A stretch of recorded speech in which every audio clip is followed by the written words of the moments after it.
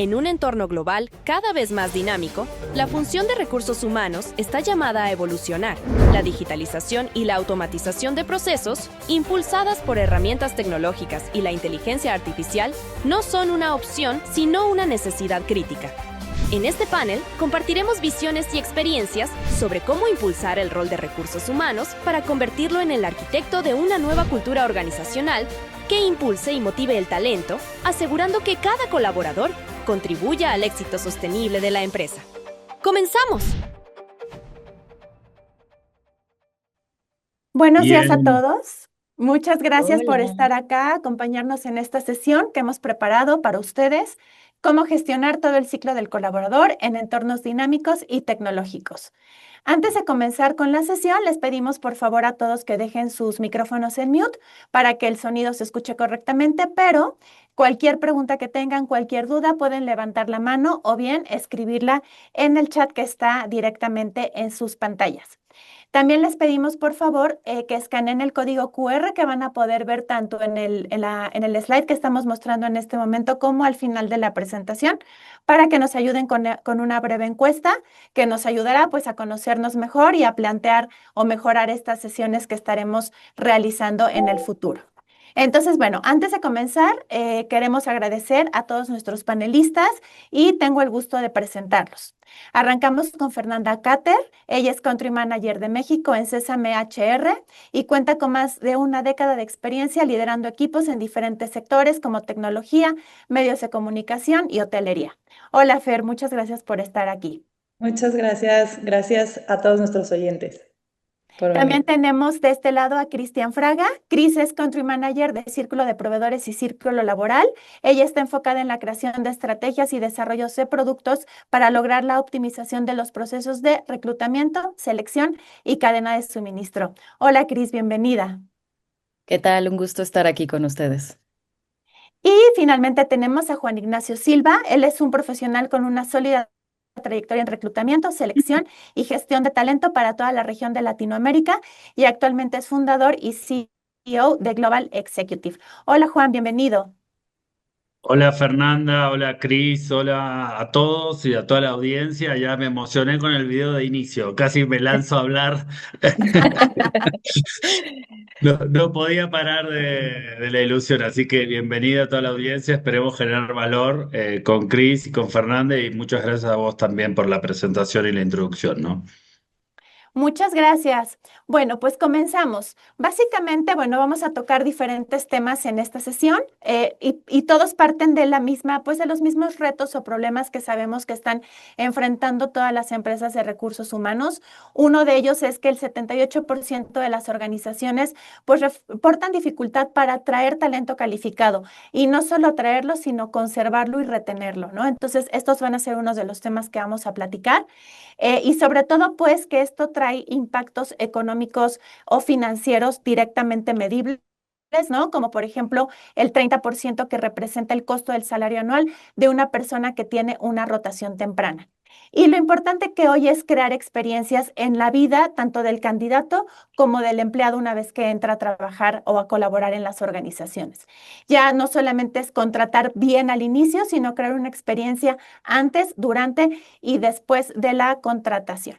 Entonces, bueno, la gestión del talento sin datos es como navegar sin brújula en un océano de incertidumbre. Esta frase nos gustó mucho para poder arrancar esta sesión. Entonces, bueno, comencemos contigo, Juan. Con base en tu experiencia, ¿nos puedes compartir cuáles son esos aspectos que tú consideras son clave para lograr esta experiencia adecuada del candidato desde el inicio y para ayudar a que permanezca pues durante un largo periodo de tiempo en la organización? Perfecto. Perfecto. Gracias Fernanda. Justo ahí me gusta tomar nota de las cosas y hace 25 minutos estaba atendiendo a un cliente, un retail muy importante con venta arriba de los 100 millones, que me estaba diciendo justo esto. No tengo datos porque no registro y no tengo un software que me dé soporte.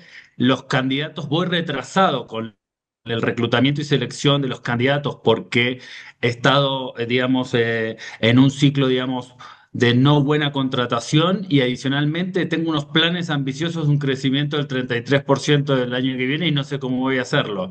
Entonces, todo esto, cuando tú ves los planes estratégicos de las empresas, la atracción de talento y la no eficiencia en el ciclo de la experiencia del candidato, al final repercute en esto. Los problemas en el bottom line se ven claramente.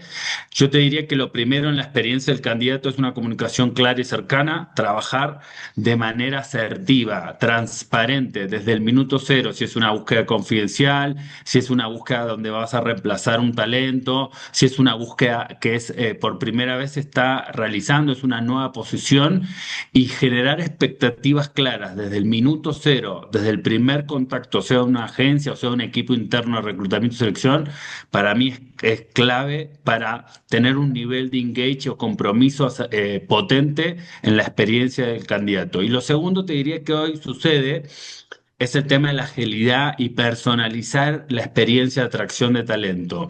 Hoy las empresas pendulan entre dos grandes extremos, o hacen un proceso muy impersonal, donde la gente o los candidatos o las candidatas se sienten tratadas como un número, que es mucho de los conflictos que tienen estas grandes corporaciones, o lo segundo es que tardan 6 meses en contratar un analista, un coordinador, o un año en contratar un director. Entonces, la agilidad también es clave en términos del compromiso que genera con el candidato o la candidata.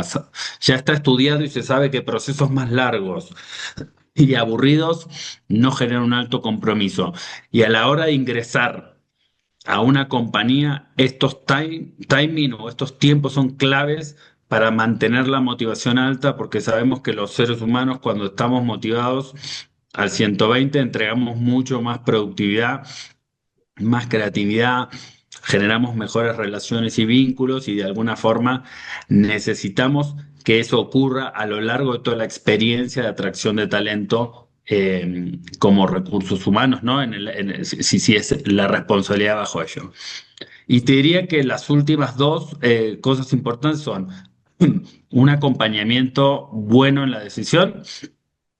Los candidatos y las candidatas no solo toman una decisión laboral, hay una familia detrás, hay niños, hay niñas, hay esposas, esposos, o sea, es una decisión mucho más amplia en términos de vida, entonces acompañar la decisión de la persona en términos de lo que va a ser su próximo desafío profesional es clave. Yo he movido mucha gente a nivel Latinoamérica, Europa, he movido gente a lo largo de la República. Tuvimos una cuenta muy grande regional en Global donde movíamos gentes a Sinaloa. O sea, clave. Acompañar, ser empático, entender cuáles son los drivers de decisiones del candidato y la candidata es clave para que la experiencia sea buena a lo largo del flujo de atracción de talento. Y finalmente, onboarding. Las compañías en los principios de los 2000 estandarizaron el onboarding como que toda la información era para todo. Hoy en día, en el momento, cada día la especialización se vuelve más clave, poder generar onboarding especializados con módulos de learning orientados a la necesidad del rol, a la necesidad del jefe y a la necesidad del momento del perfil, es un desafío que cualquier director, gerente de learning o de onboarding o la parte generalista de recursos humanos debería estar pensando. Debería saber con qué plataforma voy a soportar y juntar todos los datos. Debería saber con qué herramientas de selección voy a estar haciendo el mejor match para que cumpla con el rol y las expectativas, y debería tener un buen soporte especializado para atraer el talento. Entonces, ese es un poco mis testimonios, mis experiencias, y creo que son las preguntas que se debería hacer alguien que esté en recursos humanos. Sería esto: ¿cómo lo acompaño? ¿Cómo le hago el onboarding? ¿Cómo le hago la comunicación? ¿Y cómo lo hago entretenido y ágil en un mundo donde scrolleamos absolutamente todo y todo está en las redes y todo es veloz? Debemos adaptarnos y estar a la altura de las circunstancias, sin duda, Fernanda. Muchas gracias, Juan. Sí, justamente lo que comentas, bueno, sabemos que son aspectos clave, ¿no? En esta primera etapa, tanto de la atracción, la selección, hasta que pues el empleado se sienta parte, ¿no? De la organización una vez que está ahí dentro. Ahora, Cris, adicional a todo esto, ¿no? En donde sí hablamos, pues, de crear una experiencia, sobre todo cuando estamos en un entorno tan multigeneracional, ¿no? En donde de pronto estas distintas generaciones que están colaborando juntas tienen diferentes formas de ver la vida, diferentes formas de percibir lo que desean para su futuro a corto, mediano y largo plazo. Pero todo esto no implica que es para las empresas, pues, muy importante también tomar una decisión informada, ¿no?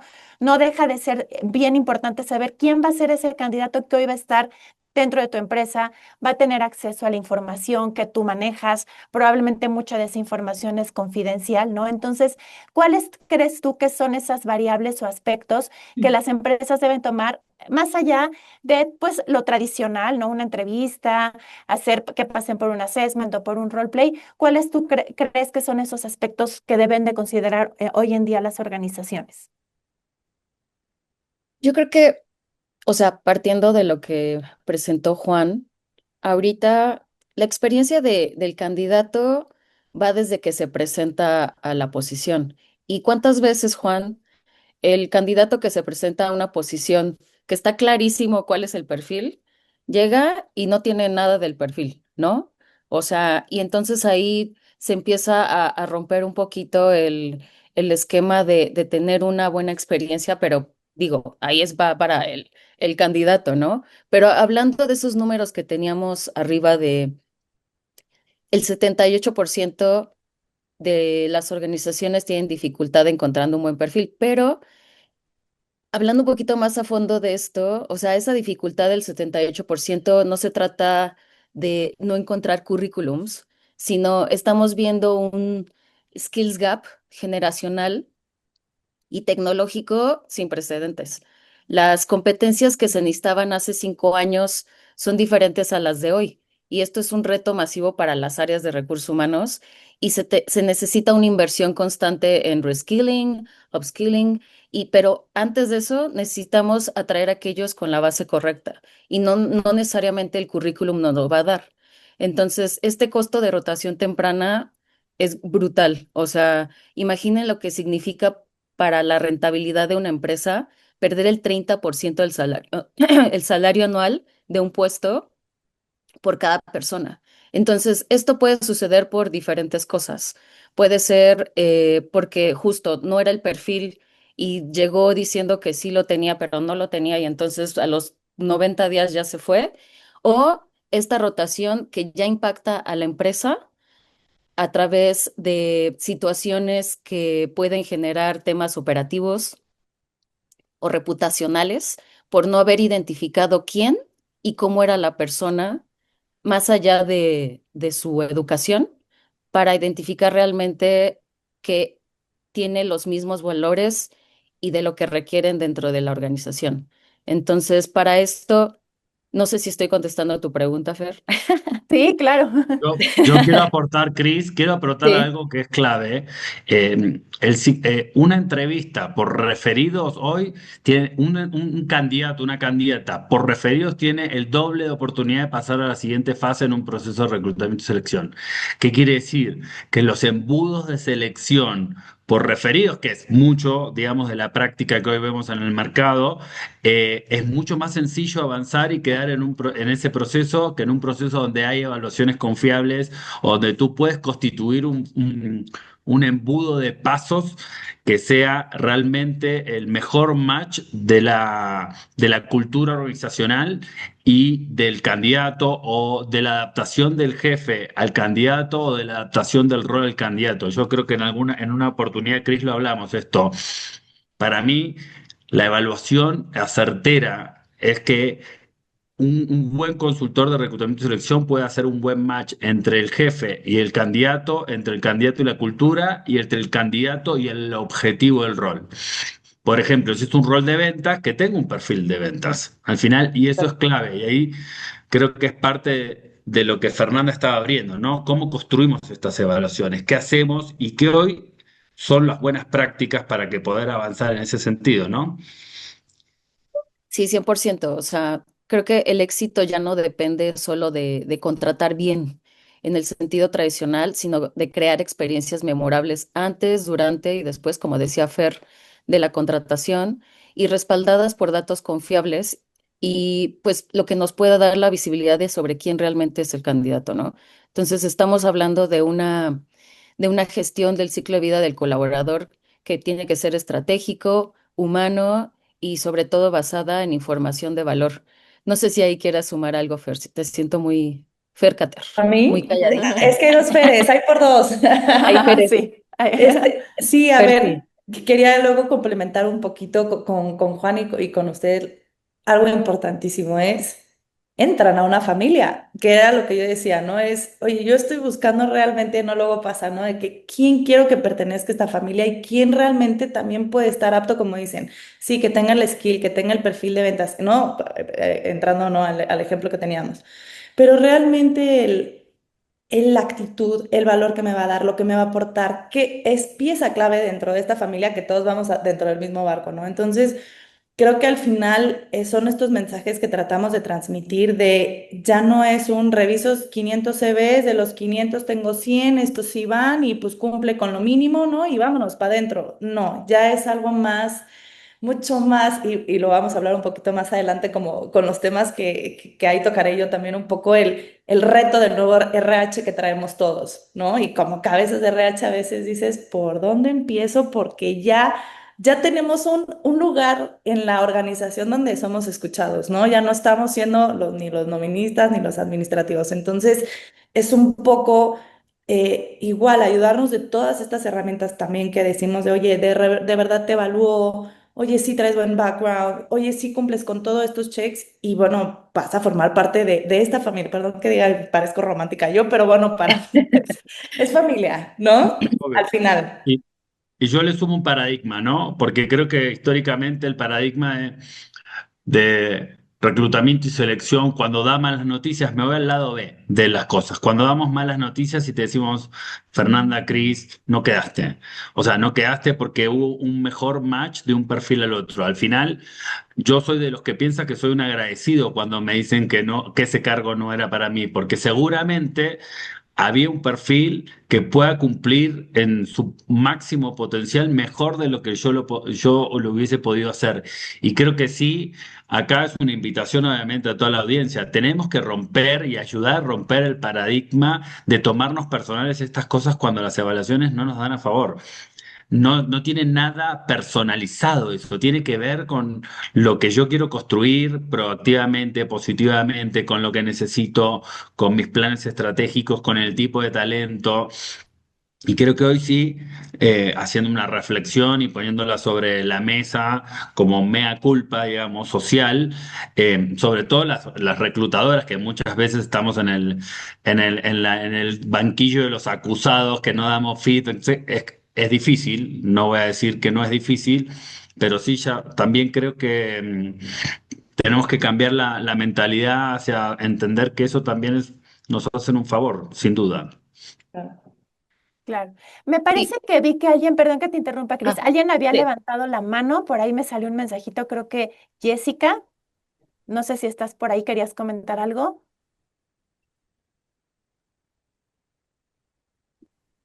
No. Creo que no va a poder, sino que nos escriban por el chat, Ajá. vayan poniendo sus Muchachos. pensamientos. A mí me encanta igual que interactúen con nosotros, Sí, nos vayan poniendo ahora sí que nuestras vivencias Y al final lo comentamos. Va, Sí, sí, perfecto. sí. Listo. Ahora sí, Cris, ibas a comentar algo, perdón. Ujú. sí, algo como que, y me voy a enfocar a lo que sufren tanto los candidatos como las empresas, ¿no? Y como dicen, el elefante en la sala para muchas organizaciones es cómo sabemos realmente quién es el candidato que estamos a punto de incorporar a nuestra familia. Voy a utilizar el romanticismo de Fer. Y no es una pregunta trivial, o sea, las implicaciones de una respuesta incorrecta pueden ser súper grandes. O sea, lo que les decía, los impactos que puede tener. Y según pues varios estudios, o sea, el 45% de las empresas a nivel global han sido víctimas de fraude en los últimos 2 años. Y lo más impactante es que 65% de esos casos es por fraude interno. Entonces, ahí, desde la ¿cómo se llama? El proceso de selección, tenemos que ser muy cuidadosos para no tener a personas que tal vez cubran la experiencia y el perfil, pero tal vez no tienen la mejor intención ya estando dentro de la empresa, ¿no? Y esto nos dice que el riesgo no es solo está afuera, sino también dentro de las mismas paredes de la empresa. Y pues, o sea, trabajamos, por ejemplo, en Círculo Laboral, trabajamos justo para abordar esa problemática. Entonces, creo que de lo que vemos aquí en la presentación, o sea, los pilares importantes es tener un background check integral, o sea, que sea más allá del currículum con antecedentes legales y penales, el historial laboral detallado, índices de estabilidad y permanencia, su validación académica, porque eso luego se lo inventan muchísimo. A veces también su situación financiera y crediticia puede aplicar para actividades vulnerables, o sea, financieras o donde se maneja efectivo en general.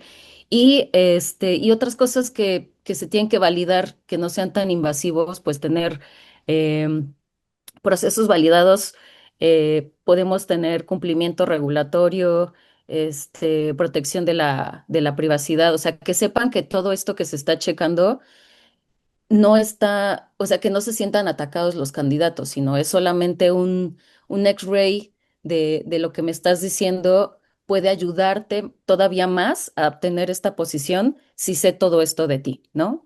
Y pues las evaluaciones de honestidad también tienen que medir cuál es la integridad interna del candidato, este, midiendo cuál sería, pues sí, sus niveles de lealtad, de decir la verdad, de resistencia al robo o pues en general integridad para cualquier tipo de posición, porque eres honesto o no, desde el operativo hasta el C-level, ¿no? Entonces, pues eso es como lo que puedo comentar de la cruda realidad de evaluar sin datos completos es un riesgo muy grande.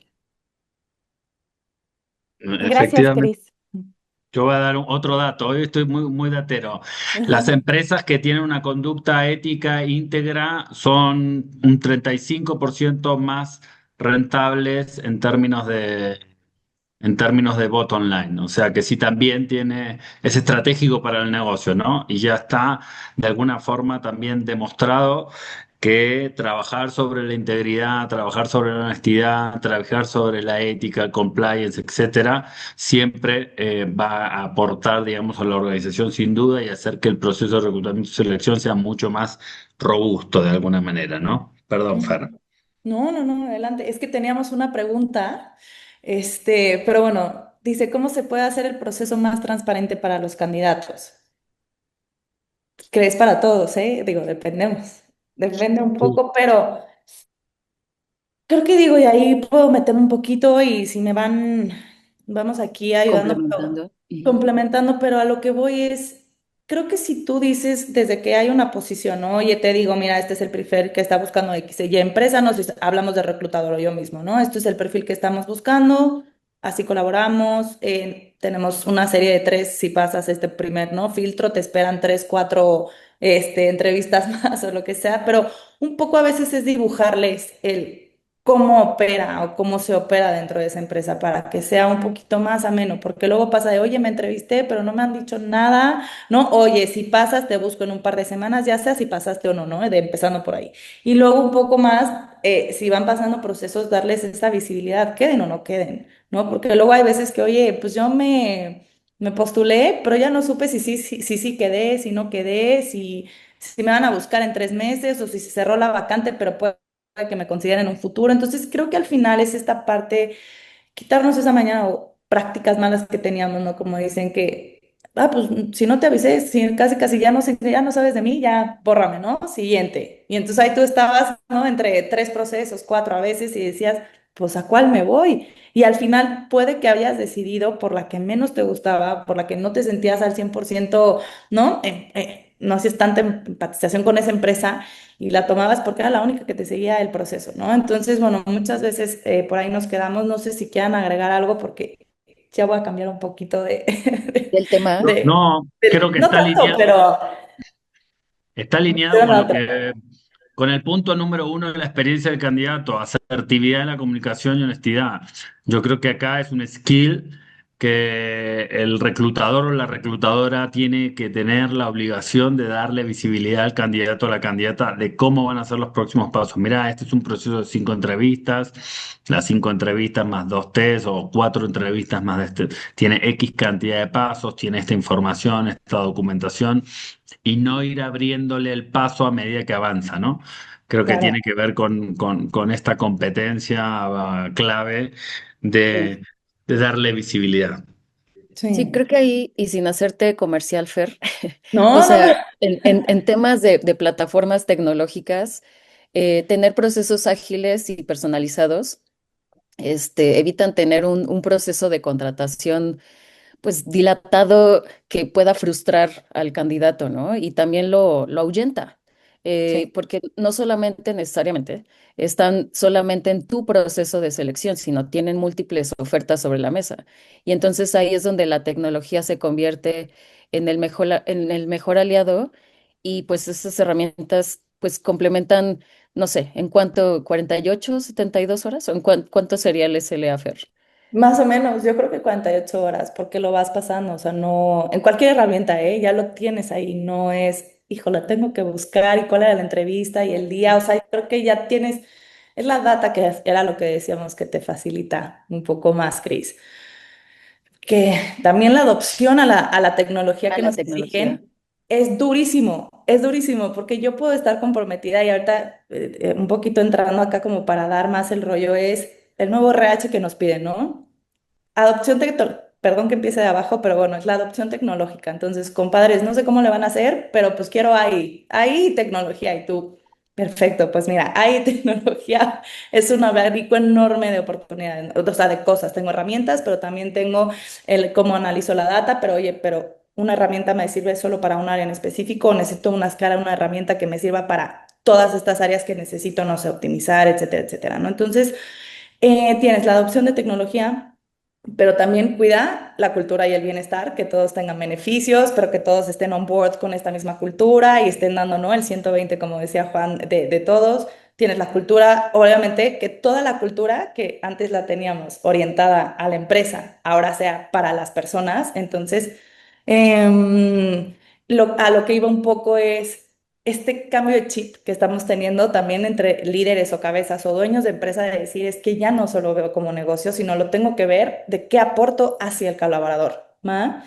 Trabajo híbrido y remoto, que desde la pandemia hizo un o sea, se rompieron las cosas acá para decir, oye, pues no tenemos necesariamente que ir todos los días a la oficina para ser más productivos. Luego nos pasaba, ¿no? No, pues hasta pasa. No, soy más productivo en mi casa. Y yo, sí, sí, sí. Digo, nosotros, ejemplo, ¿no? En Sésame tenemos Depende. híbrido, ¿no? Esquema. Pero Juan, digo, ya te reíste, pero yo de repente digo, ajá, ¿productivos en qué sentido? Depende, ¿no? Aquí es No, confianza, no, obvio. pero La pregunta está súper abierta. ¿Qué es productividad en la casa, en la pues, oficina? Yo creo ujú. que, yo creo que post pandemia quedó como un poco claro, porque claro, la gente se fue a la casa y tenía que producir una casa, produjo y fue muy productivo. Pero Claro, ahora ya volvemos a reabrir la pregunta, ¿no? En ese sentido. sí, exacto, pero y pasa mucho de cómo balanceo también y esto es a discusión y lo dejo foro abierto porque me encanta, ¿te vuelves más antipático? ¿Es 100% remoto o no antisocial? Sí, Cero, sí. un poco, ¿no? Tolerancia a la frustración es nula, no hay cercanía con el equipo, también te vas alejando un poco entonces creo que es el debate de cómo balanceamos híbrido y remoto. Y de remoto ya, bueno, más bien remoto y oficina, Presencial perdonen, remoto perdón para que sea audiencia, híbrido. ustedes, sí, ¿no? No sé, o sea, creo que, o sea, para mí es maravilloso tener como mi espacio para donde nadie, porque ya Fer se la pasa tocando la puerta de mi oficina todo el día y es como, no, Ujú, siempre tengo que estar volteando y me encanta estar ahí porque se resuelven muchas cosas y la conversación en persona siempre para mí va a ser mucho mejor porque no hay como un lost in translation o de que ujú. veo bien tus ojos. Pero también es maravilloso estar en tu casa, en pijama, aunque arriba traigas el saco en el meeting, ¿no? Y que puedas tal vez pasar tiempo con tus hijos si están de vacaciones o no sé. Entonces, creo que es una mezcla muy, muy padre, pero yo no estaría de acuerdo que fuera como al 100% porque siempre necesitas desarrollar estos skills que dices, Fer, de, pues, o Claro. sea, manejo de conflictos, tolerancia, resiliencia, y pues todos vivimos esto en el día a día dentro de la oficina y pues eso también le da como ese punch, ¿no? Para que no sea todo aburrido de estar nada más en tu casa. Yo creo Ujú. que es importante mezclarlo. Así Yo, es. De hecho, yo ahí justo, te, perdón que te interrumpa, Juan, es que justo tiene que ver con el tema. Hay una pregunta acá de Joel que nos dice, ¿hay una tendencia para regresar al esquema presencial? ¿Tienen algún dato o número al respecto? Todo tuyo, yo Juan. no tengo datos al respecto, tengo conversaciones al respecto, pero sí, y justo iba a traer esa reflexión, ¿no? Yo creo que muchas empresas han vuelto en el último año bastante a la presencialidad, o sea, más al esquema del 4x1 te diría, o inclusive el 5x0. Hay visto una tendencia en general, si vos haces un corte. La mayoría de los CEO, MD o rangos de liderazgo hoy de las compañías, por lo menos en el mundo corporativo, están 45 para arriba. Entonces, también yo creo que este nuevo HR de que plantea Fer trae paradigmas o ambigüedades, trae ambigüedades que rompen con un paradigma. No puedes ser productivo de la casa, no puedes tener balance de vida y trabajo y ser productivo, no podés tener un trabajo remoto. O sea, hay muchos de estos paradigmas que hoy hay una ruptura generacional de liderazgo que es clave y hay una ruptura de necesidad o de brecha entre lo que piensan las nuevas generaciones que están ingresando al mercado laboral y lo que piensan los CEOs de esas compañías. Entonces creo que es un momento súper bisagra. Creo que las empresas, Joel, que han tomado por un ejercicio mayor productivo son las que encarnan quizás una cultura más tradicional, donde tienen los miedos o los fantasmas que el horario flexible, el trabajo híbrido y la cultura del bienestar y el balance de vida-trabajo no produce productividad y no produce mayores ingresos. Y ese desalineamiento obviamente lo que genera es culturas organizacionales obsoletas, baja adopción de tecnología, baja retención del talento y mayor que quieran irse, digamos. A mí me pasa, yo tengo clientes muy rígidos en términos de este nuevo chart, que al final el producto final es esto que hablábamos. No atraen talento, la gente no se quiere ir, les cuesta retener el talento, su universo de talento en el cual son sexys se disminuye y obviamente son empresas que van a tener que hacer cambios forzosos de acá a los próximos 2 o 3 años, sin duda, ¿no? Así que sí, Joel, vemos una tendencia de vuelta a la oficina, sin duda, por lo menos en mi mirada. Sí. Me gustaría ver del otro lado del trabajo híbrido y remoto, porque hay una forma nueva de contratación en el que puedan empezar a ampliar los horizontes del talento, ¿no? Entonces, como decía Fer, la pandemia aceleró toda esta tendencia, pero yo también traigo datos. Juan. El 74% de los profesionales candidatos hoy prioriza empresas que ofrecen modelos de trabajo híbridos o completamente remotos, ¿no? Y Mm, entonces, a mí me pasa mucho, o sea, yo que tengo varios de generación, ¿cómo es la de cristal? No me acuerdo cómo se llama, pero de que hay home office y si no, o sea, bye, ¿no? O sea, ni siquiera te preguntan otra cosa. Entonces, eh, eso puede mejorar la satisfacción del empleado y de aparte, hablando de ampliar el horizonte, o sea, te abre la puerta a un pool de talento global. Entonces, ya no nada más, sí. eh, o sea, puedes contratar a distancia y ya esos desafíos que había de que vente a México y tu green card no, o sea, como que puede generar pues nuevas oportunidades para los candidatos fuera y para la empresa de pues nuevos cerebros, ¿no? Y contratación geográfica a donde quieras. Entonces, creo que la tendencia del mercado se estima, yo solo tengo el dato de Estados Unidos, pero sí va mucho más hacia que la gente que está trabajando lo haga remotamente. Entonces, puede ser diferente cultura. Yo creo que aquí en México no lo adoptamos todavía tanto como en otros países. Pero No. creo que esa parte de poder contratar gente de fuera es algo importante. Sí. Digo, hay varias preguntas, las quiero un poquito englobar porque hablamos de, por ejemplo,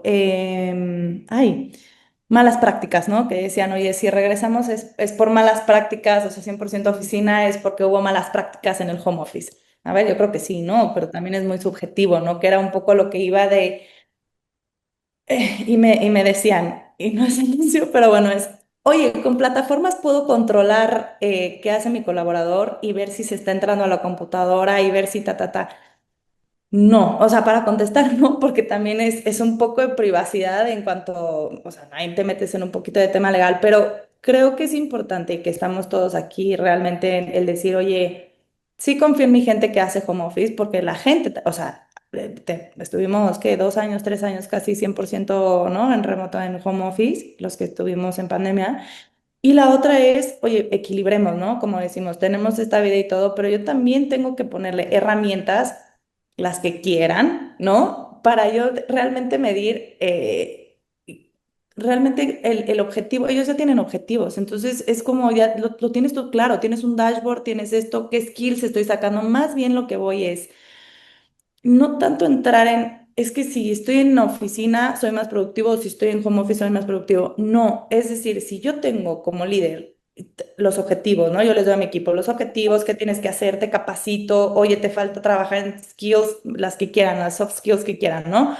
Pero al final, si todo eso, que era lo que yo iba, que era un poquito automatizarnos y lo que nos piden de ya con la tecnología, te va a ayudar a sacar la data y realmente enfocarte en qué es lo que les hace falta a tus colaboradores o qué estás fallando como empresa. O, oye, pues fíjate que me ahorré, ¿no? En onboarding, que antes me tardaba en hacerlo una semana, pues mira, lo reduje a 2 para yo poder realmente dedicarle tiempo a X y cosa, ¿no? Entonces, creo que más bien es un poquito romper este paradigma, lo que decíamos de no porque vengan malas prácticas o malas cosas, no podemos ya cambiarlo, que era lo que les decía, es que el nuevo RH ya nos toca a nosotros decir qué voy a hacer, ¿no? Y por ejemplo, definir el hacia dónde va a ir la empresa, cómo vamos a migrar. Claro, esto involucra CFO, CTO, CEO, director general, que si la presidencia me da igual, ¿no? Toda la corte celestial, como así yo le digo, sentarse y decir, oye, a ver, ¿qué herramientas tenemos? Ah, pues A, B, C, D, Y, ¿no?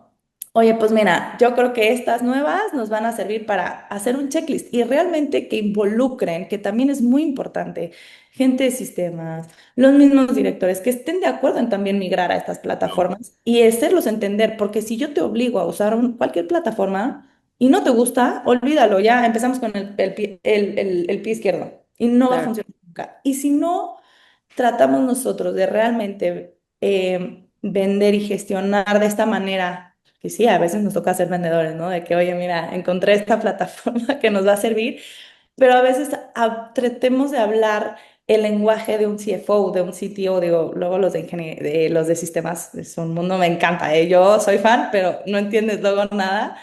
Pero es decir, oye, mira, esta herramienta te va a servir a ti para esto, a ti para esto, a ti para esto. Entonces, creo que al final es romper este paradigma de decir, es que todo tiene que tener ahí. No necesariamente, ¿no? O sí, pero más cómo lo vamos a enfocar. Eso es lo importante. ¿Va? Entonces, creo que, bueno, al final, yo creo que me estoy extendiendo, pero no sé si alguien quiere aportar, Cris, Juan. Esto es un poquito data, la verdad, de, oye, pues, ¿qué pasa si automatizo la parte administrativa? Pues me ahorro el 40%, ¿no? De mi equipo de recursos humanos y minimizo errores, porque muchas veces era así, déjame, voy por la carpeta, ¿no? Y todas estaban de la A a la C, ¿no? Las típicas estas verdes que tenían, y ahí tenían nuestros expedientes y archivos. Entonces, creo que al final, digo, es beneficio para el área, ¿no? Feedback y desempeño, que es súper importante. Y lo dijo Juan hace un momento. Si yo no reconozco a mis empleados, si yo no los tengo motivados, no voy a tener ni idea de qué está sucediendo, ¿no? Entonces creo que al final, si yo tengo las métricas y objetivos definidos con ellos, pero también me siento y doy un feedback personal,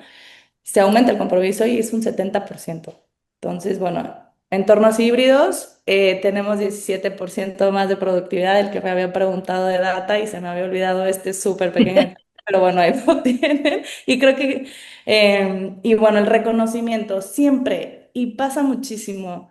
Lo tienen que celebrar, un reconocimiento de, oigan, llegamos a la meta, abramos conversación, que también ellos sepan de decir, oye, sí lo lograste, mira, el equipo de tal va tal, aportó esto en la meta objetiva de la empresa, de final de la empresa. Entonces, esos reconocimientos, de verdad la gente los busca y es, ah, bueno, no me lo gané este mes, pues el siguiente yo voy. Entonces se vuelve una competencia ahí padre, bueno, es lo que yo digo padre, ¿verdad? Luego hay unos que se aferran así, son súper competidores y dices, oh, vamos, ahí vamos.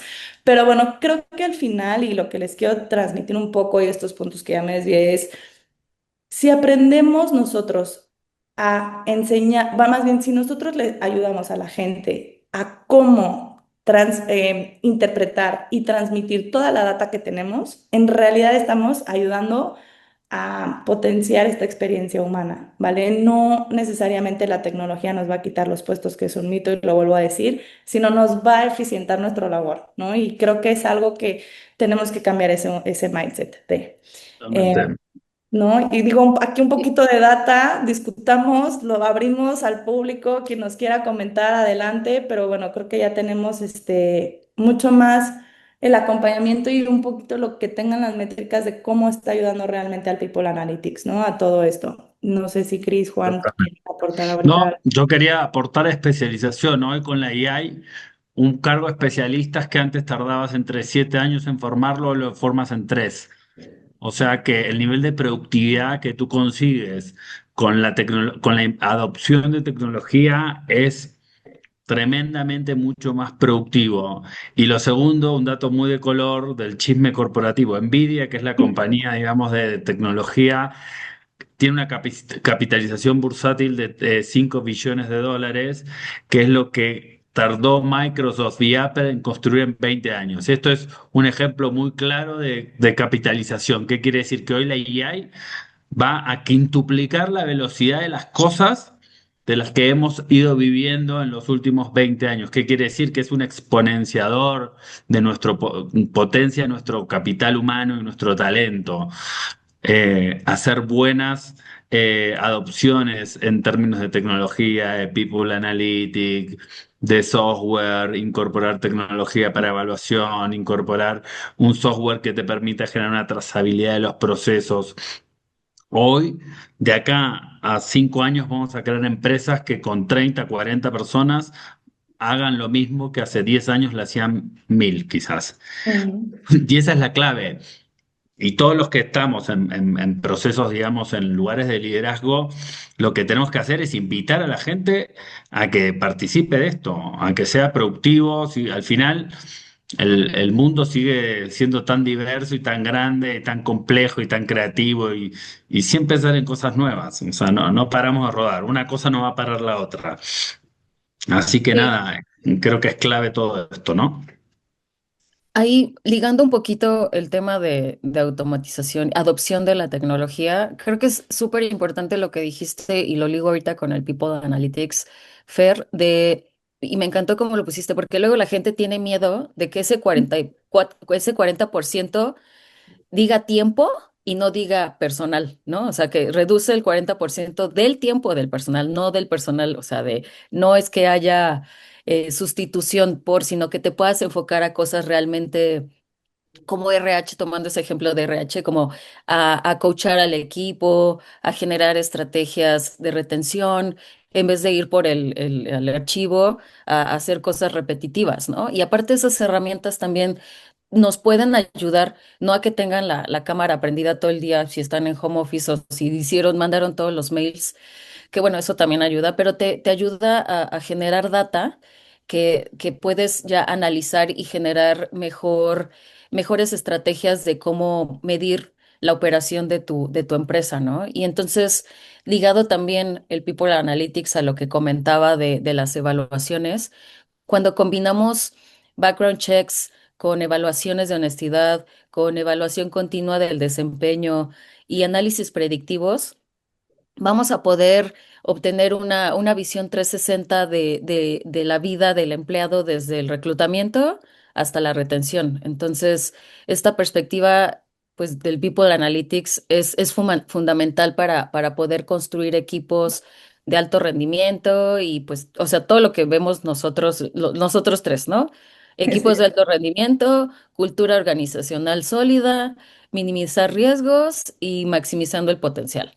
Entonces exacto. creo que los tres traemos una línea importante sobre todo el flujo desde el reclutamiento hasta la retención y poder brindar una mejor experiencia tanto al candidato y que deje de sufrir también RH, ¿no?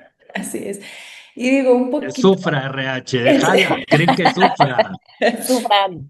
Los Es, vemos a las es 5 de parte, la tarde es en esta parte, esquina con chile es en mano. parte de su chamba. Ahora vamos a tener 70 personas de recursos humanos buscándonos. No. Así es. No, a ver, y creo que si englobamos un poco, y digo, me gustaría dejar un minutito y 10 minutos a ver si alguien tiene dudas o quiere que vemos algo. Si tú lees las 5 cajas, nada más los títulos, al final a mí me encanta, pues, digo, yo lo resumo así, hay que hacer superhumanos. O sea, hace superhumanos. Te reduzco tanto, te reduzco tiempos, más productividad, precisión predictiva. O sea, eso es lo que realmente nos va a ayudar el People Analytics. A yo ser un superhumano y decir, te tengo todo acá, tengo todo super meditado y como decimos me enfoco realmente en el proceso de un onboarding, en mantener a los empleados, en mejorar, porque pues claro, tenemos, y recuerden, y este es un dato también importante que quería meter, hay veces que tenemos entre 4 y 5 generaciones en una empresa, en una misma empresa. Entonces, no es la misma manera al que yo le voy a hablar, ¿no?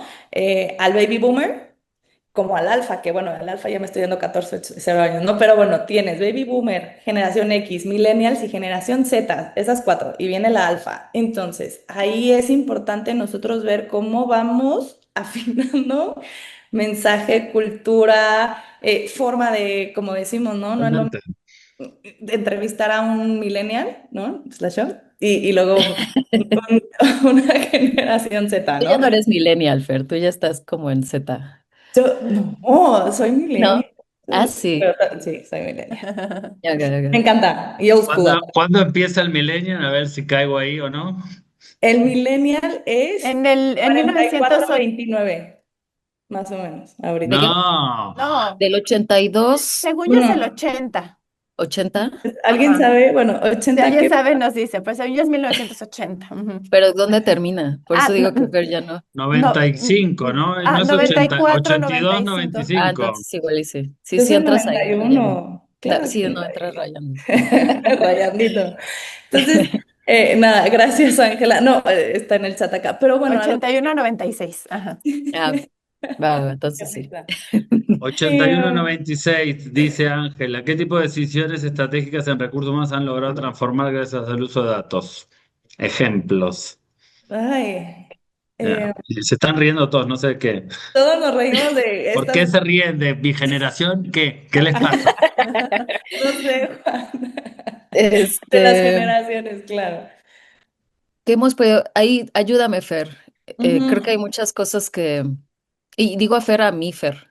Ah, Ah, Yo. bueno, denle, Fer, Creo adelante, ya hablé mucho. sí, claro. Bueno, yo creo que, por ejemplo, cuando tú tienes datos confiables sobre los candidatos que estás evaluando y que van a trabajar a tu organización, de entrada puedes hacer un proceso mucho más transparente, mucho más equitativo, en donde rompas un poco con ciertos o posibilidades de favoritismo, incluso temas de género, ese tipo de cosas, porque estás tomando decisiones con datos, datos que son confiables y que son los mismos para cualquiera de esa terna o esos 10 candidatos que tienes en tu proceso final, ¿no? Y sobre todo, si ya estás decidiendo o ya sabes que esa persona no solamente cumple con sus habilidades técnicas, con su currículum, con su experiencia, con el nivel educativo, sino que también sabes que es alguien en quien vas a poder confiar una vez que está en tu empresa, van a poder avanzar mucho más rápido en el logro de los objetivos que le plantees pues a esa posición, ¿no? Sea cual sea, desde niveles directivos hasta niveles operativos. Creo que ese es uno de los ejemplos que nosotros podríamos tener. Sí, de Yo, hecho, perdón, Juan, nada más no, cerrando lo de Fer, tenemos un caso real de una empresa financiera, no voy a decir nombres, que enfrentaba una rotación muy alta, ¿no? Del 34% en roles críticos de atención al cliente y ventas. Decidió aplicar toda esta onda de People Analytics, metieron, y diferentes, no solo las de círculo laboral, sino diferentes evaluaciones continuas de desempeño, de engagement, y combinadas con análisis predictivos sobre datos de background check y evaluaciones de honestidad en todos sus procesos de contratación y de retención. Y en tan solo 18 meses lograron reducir su tasa de rotación del 34 al 11%, que fue pues, un descenso impresionante, ¿no? 23 puntos porcentuales. Y pues esta mejora se tradujo en un ahorro directo de 2.4 millones de costos en reemplazos. Entonces, pues eso también ayuda a tener una mejora pues significativa en la moral del equipo y la continuidad del servicio al cliente. Entonces, totalmente. espero con eso poder dar un poquito de datos reales. Tremendo dato. Yo te diría que el tema de la rotación hay que medirla, hay que medir el tema del time to fill, cuánto tiempo tardas en incorporar al candidato, que eso también te asegura de alguna forma una experiencia ágil, que le dijimos adicionalmente. También un dato muy interesante que se mide con datos es distancia, cuánto vive el empleado o cuánto se traslada en promedio para la Correcto. oficina. Ese es un dato importantísimo porque ahí vos ves la tasa, digamos, de ausentismo y ya si son plantas productivas tienen muchos indicadores, hay mucha métrica que se puede sacar, podríamos hablar mucho tiempo de datos que son significativos, desde tiempo, hora de transporte a la oficina, rotación, estudios profesionales, edad promedio, podés sacar también la cantidad de la edad promedio de los equipos versus la del jefe, a ver si se llevan bien el tema generacional y hacer cosas. La verdad que en términos de datos, recursos humanos es una fiesta, como yo digo. Se pueden hacer muchas cosas, sacar mucha analítica. Tenés que tener un equipo preparado, pero primero tenés que tener un software y registrar todo. Esa es la base. Sí. Tenemos una pregunta y si les todavía tenemos minutitos, ahí ya, nos faltan Sí, 5. nos quedan 5 minutitos. Ujú. Sí, Gerson, supongo que es, Gámez, dice, ¿cuál será el mayor reto en gestión de talento en México en los próximos 3 años? ¿Y cuáles son los 3 elementos que no pueden faltar en el ciclo del colaborador para una empresa mexicana? O sea, los ideales, pues. Vas, Juan. ¿Tú, Juan, quieres o...? Estoy tomando nota, tres elementos y desafíos. Yo creo que el desafío va a ser, hay un desafío de la marca empleadora. Creo que muchas de las marcas empleadoras hoy a nivel corporativo, lo que era aspiracional hace 10 años, hoy ya no es. Entonces yo creo que lo primero es que todos los directores o head de recursos humanos o de people se sienten a hablar con sus CEOs y a redefinir cuál es la marca empleadora o cómo quieren ser percibidos dentro de un mercado que es tradicional, pero que está combinado con factores globales y con un mercado estadounidense al lado. Entonces, creo que es combinar la nueva definición de marca empleadora. Ese, eso de la empresa. Y desde el punto de vista de candidatos, yo creo que romper este tradicionalismo con esquemas flexibles, los esquemas flexibles de contratación creo que van a ser un desafío en términos de atracción de talento. Hoy sigue siendo muy complejo todavía atraer muchas veces talentos cuando hay esquemas de compensaciones flexibles. En otros mercados están muy democratizados como en Estados Unidos. O sea, en México está tomando desafíos. Y después yo creo que es tecnología, adopción de tecnología, tener perfiles innovadores, creativos, formados, cómo va a impactar todo este mundo de universidades digitales, cómo la UNAM, el TEC, todas estas universidades también están mudando aparte de la educación híbrida y cómo todo esto va a traer un nuevo talento para un nuevo mercado. Te diría esas tres cosas. Y elementos que no pueden faltar es una buena publicación, una buena entrevista y unos buenos tests para que puedas validar, digamos, que el perfil hace match con tu requerimiento, ¿no? Te diría que esas son las cosas, por lo menos que yo recomendaría. No sé si respondí o me fui por la tangente, pero creo que es eso, ¿no? No, sí, sí. Dice Gerson que adjunta dos preguntas, sus dos últimas. ¿Cómo reducir la resistencia al cambio al implementar nuevas tecnologías? ¿Cómo medir el impacto emocional de los cambios organizacionales? A ver, la primera, si quieren, la puedo contestar. La, ¿Eh? ¿O la vas? resistencia al cambio, elige tus innovadores. Yo creo que lo Exacto. importante es, todo cambio tiene promotores y tiene detractores.